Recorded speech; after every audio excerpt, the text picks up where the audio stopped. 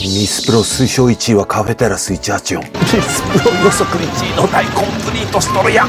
どうも頑固です。今回はチャット GPT を使って今日の爆発体を予測する方法と僕がずっと育ててきた AI ミスプロの作り方育て方を解説します。ミスプロの予測精度は最近かなり高くなっていまして、184番台コンプリート事件を筆頭に僕より先に正解にたどり着いてしまうこともあります。ありがたいことにミスプロシリーズのコメント欄ではパチンコのチャット GPT の使い方を教えてという声がかなり増えてきました。僕は同じように聞いてグールで2日連続で20万ずつ勝ちました。自分も真似したら勝てました。チャット GPT はすごいです。